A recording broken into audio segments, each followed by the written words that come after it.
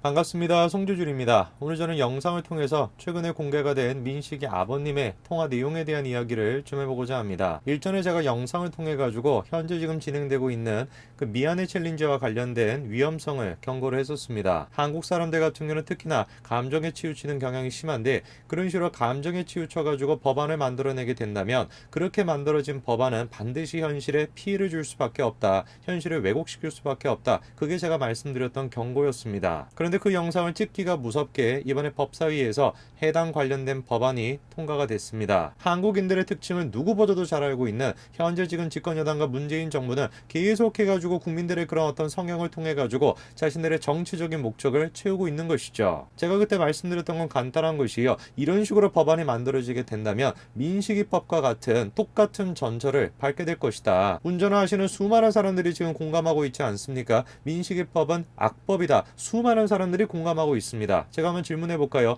왜 도대체 민식이법은 악법인 것일까요? 이유가 간단한 것입니다. 법이라고 하는 것은 그 처벌의 정도가 세면 셀수록 효과가 높은 것이 아닙니다. 무작정 그냥 여러 가지 사안들을 고려해 보지도 않은 채 사사로운 그냥 실수인 것조차도 강력한 범죄로서 여기고 처벌을 한다라고 해가지고 그런 식의 관련된 사회 문제가 뿌리 뽑힐 수 있는 것이 아니에요. 그럼에도 불구하고 민식이법은 모든 사사로운 실수조차도 강력하게 처벌해야 된다. 그런 식으로 만들어진 법이 바로 민식이법 아닙니까? 현실적으로 따져본다라고 한다면 당연히 통과가 될 수가 없는 법입니다. 그러나 너무나 쉽게 너무나 유리하게 해당 법안은 통과가 됐습니다. 왜? 너무 안타깝다 보니까, 너무 슬프다 보니까, 그렇게 너무 슬프고 너무 안타까운 감정이 현실을 지배하다 보니까 사람들이 현실적인 판단을 못 내렸던 거예요. 그렇게 민식이법은 통과가 되었고요. 그리고 현재 지금 진행되고 있는 미안해 챌린지 또한 마찬가지로 결국에 법사위에서 법안이 통과가 됐습니다. 오늘 제가 영상을 통해서 좀 말씀드리고자 하는 것은 바로 그겁니다. 현재 지금 민식이 아버님과 그리고 또 유튜버죠, 생각모듬찌개, 그 두 분 사이의 통화 내용이 공개가 됐습니다. 저는 오늘 그 통화 내용을 좀 소개를 시켜드리면서 근본적으로 이런 식의 떼법의 문제점이 무엇인지에 대해서 짚어보고자 합니다. 어떤 내용인지 같이 한번 좀 보시죠. 자, 이번엔 생각모듬찌개라는 유튜버님의 채널에 다음과 같은 영상이 올라왔습니다. 민식이 아빠와 통화를 했다라는 거죠. 통화 중간 부분에 이런 내용이 나와 있습니다. 당신 또한 마찬가지로 자식을 낳았죠. 자식을 키우는 입장에서 자식을 가지고서 그렇게 마음대로 이래라 저래라 해가지고 가정을 파탄낸다라는 게 재밌냐? 제가 만약에 민식이 아버지였다라고 한다면 저도 마찬가지로 화가 났을 것 같아요. 생각모듬찌개라고 하는 그분의 영상을 보고서 화가 나는 것뿐만 아니라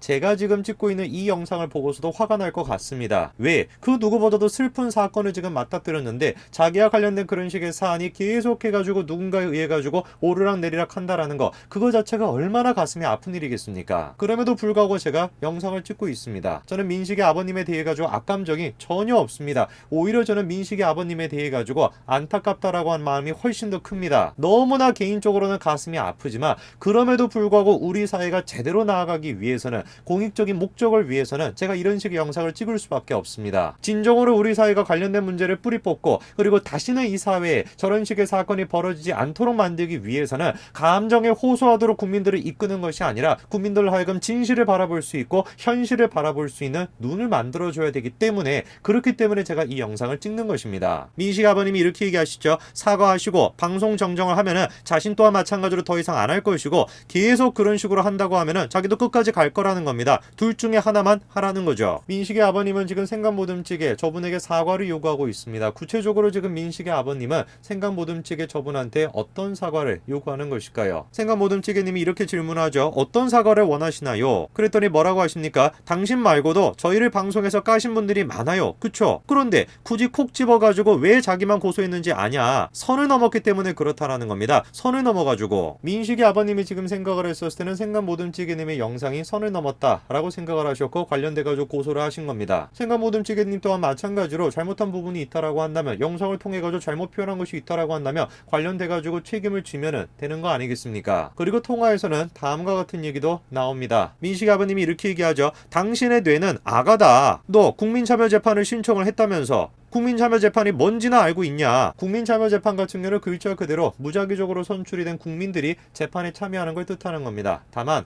미국과는 조금 달라요. 미국 같은 경우는 배심원 제도가 있다 보니까 그런 식으로 배심원들의 어떤 판결이 법적인 효력을 갖지 않습니까? 근데 대한민국 같은 경우는 법적인 효력을 갖지는 못합니다. 다만 재판장에게 이런 식의 판결을 내려주세요 라는 식으로 권고를 할 수가 있는 것이죠. 민식이 아버님은 왜 도대체 생각모듬찌개님한테 뇌가 아가다 라고 하면서 국민참여재판이 뭔지도 모르지 이렇게 질문했던 것일까요? 글쎄요, 제 개인적인 생각으로는 국민참여재판을 하게 된다면 당연히 여론이 자기한테 유리할 것이다 라고 생각했기 때문에 저런 식의 질문을 하신 게 아닐까 싶습니다. 그리고 최태훈 씨가 다음같이 질문을 하죠. 민식이법이 때법이라고 하는 건 인정을 하냐? 그랬더니 뭐라고 합니까? 때법이야. 그게 왜 때법이냐? 진짜로 때법이라고 한다면 국회에서 그렇게 법이 쉽게 통과가 될 수가 있냐? 저는 정말로 저 부분을 보고 민식이 아버님한테 안타까움을 느꼈습니다. 민식이 아버님조차도 지금 민식이법이 때법이라는 사실을 모르고 계시는 거예요. 바로 그렇기 때문에 아까 전에 제가 뭐라고 말씀을 드린 겁니까? 제가 진정으로 민식이 아버님에 대해서 안타까움을 느끼는 이유는 자기도 모르는 상태에서 대한민국의 정치인들에 의해 가지고 자기가 이용당하고 있기 때문에 그 점에 제가 진짜로 안타깝다라는 것입니다. 민식이 부모님 뿐이겠습니까? 대한민국에 있는 모든 사람들이 지금 사실상 정치적으로 이용당할 수가 있습니다. 그저 감정을 자극할 수 있는 스토리, 가슴 따뜻하게 할 수 있는 사연, 그것만 가지고 있다라고 한다면 득달같이 정치인들이 달려 들어가지고 그걸 정치적으로 이용해 먹는 거 아닙니까? 민식 아버님이 이렇게 질문하지 않았습니까? 때법이라고, 진짜로 때법이라고 한다면 그렇게 법이 쉽게 통과가 될 수가 있냐? 놀라운 사실 한 가지를 말씀드릴까요? 그렇게 쉽게 통과가 될 수가 있습니다. 민식이 사건은 2019년 9월에 발생을 했습니다. 그리고 민식이법이 공포가 된 게 언제인 줄 아십니까?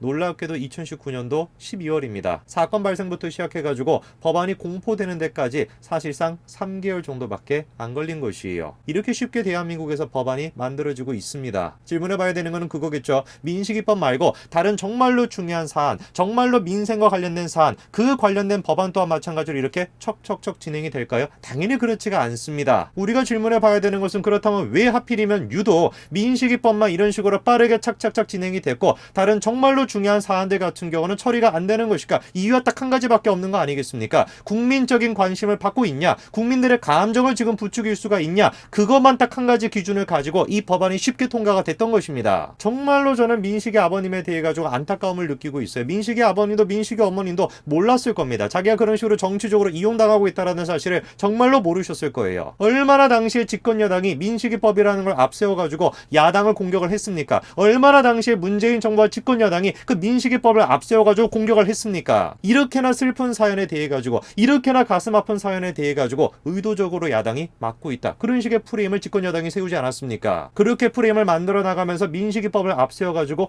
교묘하게 자기들이 원하는 법안을 끼워 가지고 같이 통과시키려고 했던 거. 그게 바로 집권 여당의 모습 아닙니까? 민식이 아버님이 이렇게 질문하죠. 뭐가 무섭냐? 사실을 얘기했음에도 불구하고 고소당한다는 사실이 무섭다라는 겁니다. 그랬더니 뭐라고 하십니까? 누가 사실로 고소를 당하냐? 민식이 아버님은 그냥 평범한 가정의 가장일 뿐입니다. 평범한 가정의 가장이 법안에 대해 가지고 세부적으로 어떻게 알겠습니까? 명예훼손이 어떤 경우에 적용이 되고 어떤 경우에 적용이 안 되는지 어떻게 알겠어요? 그거 아는 것 자체가 이상한 거 아니겠어요? 실제로 사실을 언급한다라고 할지라도 명예훼손으로 처벌받을 수가 있습니다. 그게 대한민국의 법이에요. 대통령을 상대로 해가지고 의견을 얘기하는 것조차도 명예훼손이 적용될 수 있다. 그게 지금 대한민국의 모습인데 당연히 사실을 언급하는 것만으로도 명예훼손이 성립될 수가 있죠. 민식이 아버님은 구체적인 법안에 대해 가지고 잘 모를 수도 있는 그냥 한 명의 평범한 가정의 가장인 것 뿐입니다. 그런데 그 한 명의 평범한 가정을 이런 식으로 지금 파괴를 시킨 거예요. 누가? 민식이법을 정치적으로 이용해 먹으려고 했던 정치인들이 그렇게 지금 민식이 부모의 가정을 파괴를 시킨 겁니다. 일전에 제가 영상을 통해서 말씀을 드렸죠. 미안해 챌린지와 관련돼가지고 제가 경고하지 않았습니까? 채 며칠이 지나지 않아가지고 결국에 이 법이 법사위를 통과를 했습니다. 왜 우리 사회는 도대체 슬픔을 슬픔으로 그냥 남겨놓을 수가 없을까요? 왜 도대체 우리 사회는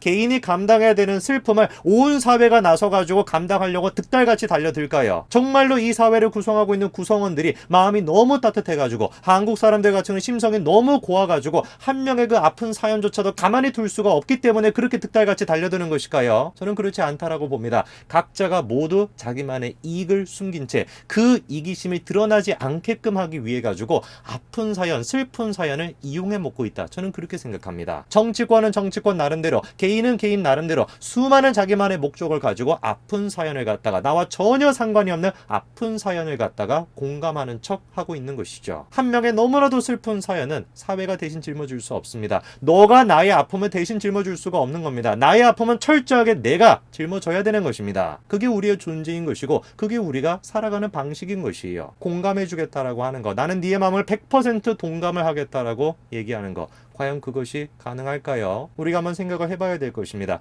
나는 너의 아픔을 공감해 라고 다가오는 사람, 과연 그 사람의 깊은 마음 속에는 무슨 욕심을 숨기고 있을까? 적어도 현재 지금 통과가 되고 있는 처법과 민식이법은 개인의 슬픔을 사회가 집단적으로 나서가지고 정치적으로 이용해 먹은 악법 중에 악법이다. 저는 그렇게 생각합니다. 오늘까지 말씀드리겠습니다. 감사합니다.